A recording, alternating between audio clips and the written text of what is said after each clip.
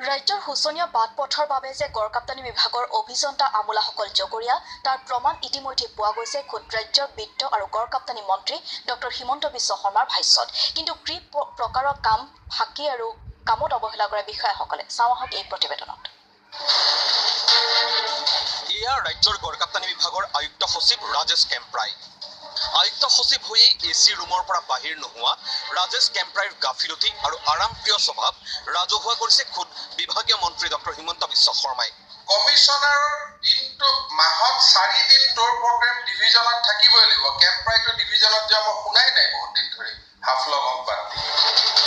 বিভাগৰ মুৰব্বী বিষয়াৰে এই মনোভাৱক যেন আঁকোৱালি লৈছে গড়কাপ্তানি বিভাগৰ ওপৰৰ পৰা তলৰ প্ৰায় সকলো বিষয়াই। প্ৰমাণ এইটো দকমোকাৰ গড়কাপ্তানি ডিভিজনৰ কাৰ্যালয়। কাৰ্যালয়টোৰ একাংশ কৰ্মচাৰীৰ বিৰুদ্ধে কাৰ্যালয়ত উপস্থিত নথকাৰ অভিযোগ স্থানীয় ৰাইজৰ। আৰু এনে অভিযোগৰ ভিত্তিত প্ৰতিদিন টাইমৰ সাংবাদিক উপস্থিত হোৱাত প্ৰমাণ হ'ল অভিযোগৰ সত্যতা।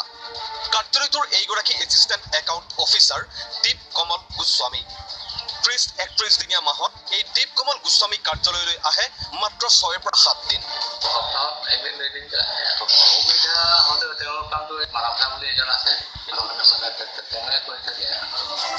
তথ্যমতে দীপ কমল গোস্বামী গড়কাপ্তানি বিভাগৰ ঠিকাদাৰৰ মধ্যস্থতাকাৰী। ঠিকাদাৰৰ টেণ্ডাৰ পেপাৰ সাজু কৰাৰ পৰা ঠিকা আবণ্টন পৰ্যন্ত সকলো কাম কৰি দিয়ে এছিষ্টেণ্ট একাউণ্ট অফিচাৰজনে। ফলত মাহৰ প্ৰায় আটাইকেইটা দিনেই গুৱাহাটীত থাকে গোস্বামী।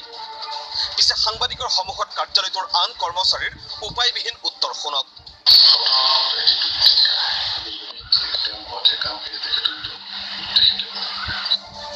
মুঠতে মূৰৰ পৰা গেলা গড়কাপ্তানি বিভাগৰ সকলো স্তৰতে এতিয়া চলিছে কেৱল কাম ফাঁকি, বিষয়াৰ ন্যস্ত স্বাৰ্থ আৰু ঠিকাদাৰৰ সৈতে গোপন বুজাবুজি।